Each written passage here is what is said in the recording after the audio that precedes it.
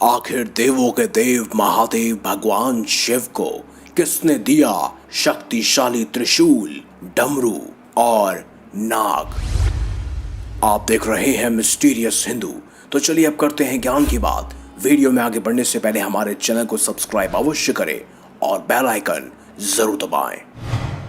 विश्व का कण कण शिव मैं हूँ, अब हर शक्ति का अवतार उठे। जल थल और अंबर से फिर बम बम बोले की जय जयकार उठे। हर हर महादेव। इसी बात पर कमेंट बॉक्स में हर हर महादेव अवश्य लिखें। देवों के देव भगवान शिव जिनसे इस ब्रह्मांड की शुरुआत भी है और इस ब्रह्मांड का अंत भी। लेकिन एक सवाल आपके मन में कभी ना कभी जरूर उठा होगा कि आखिर भगवान शिव जी को डमरू, त्रिशूल और नाग कैसे प्राप्त हुआ। तो चलिए इसी विषय पर विस्तार से जानते हैं। सबसे पहले जानते हैं आखिर कैसे मिला शिव जी को उनका त्रिशूल। भगवान शिव जी सर्वश्रेष्ठ अस्त्र शस्त्र के ज्ञाता हैं।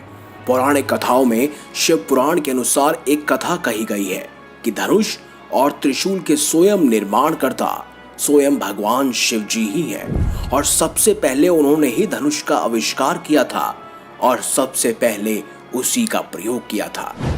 लेकिन फिर भगवान शिव जी के पास त्रिशूल कहां से आया? शिव पुराण में इसके बारे में भी विस्तार से बताया गया है। कहा जाता है कि सृष्टि के आरंभ में जब ब्रह्मांड से शिव जी प्रकट हुए तो उनके साथ 3 गुण जो कि रज, तम और सत भी प्रकट हुए। यही 3 गुण शिव जी के 3 शूल अर्थात त्रिशूल बने। इन तीनों गुणों के बगैर सृष्टि का सृजन और उसमें सामंजस्य बिठा पाना संभव नहीं था। तभी भगवान शिव जी ने इन तीनों गुणों को अपने हाथों में एक शूल में बांध कर रखा, जो तीनों शूल मिलकर त्रिशूल बने। अब ये जानते हैं कि आखिर कैसे शिव जी के हाथों में डमरू आया। भगवान शिव जी के हाथों में डमरू आने की कथा बड़ी ही रोचक है। माना जाता है कि सृष्टि के आरंभ में जब देवी सरस्वती जी प्रकट हुई तो उन्होंने अपनी वीणा से सृष्टि को ध्वनि दी, लेकिन इस ध्वनि में कोई भी सुर या संगीत नहीं था। तभी उस समय भगवान शिव जी ने नृत्य करते हुए 14 बार डमरू बजाया और उस डमरू के सुर ताल संगीत से सृष्टि में ध्वनि का जन्म हुआ। कहा जाता है कि डमरू स्वयं भगवान ब्रह्मा का स्वरूप है जो दूर से विस्तृत है। जैसे जैसे पास आते जाते हैं ये कम होता जाता है।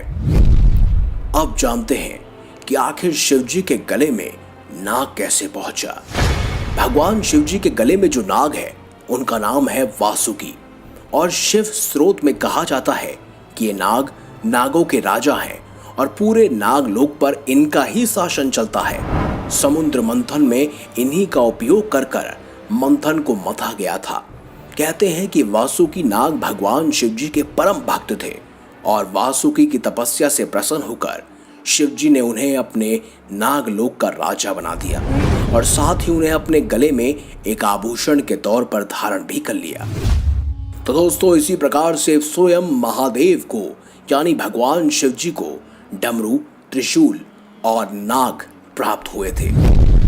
आशा है आपको ये जानकारी अच्छी लगी हो। अगर ये वीडियो आपको अच्छी लगी है तो लाइक कीजिए, हमारे चैनल को सब्सक्राइब कीजिए और ज्यादा से ज्यादा शेयर भी कीजिए।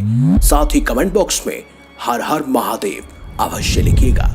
मिलेंगे अगली बार एक नई खास वीडियो के साथ। अब तक के लिए देखते रहिए संपूर्ण ज्ञान का केंद्र बिंदु मिस्टीरियस हिंदू।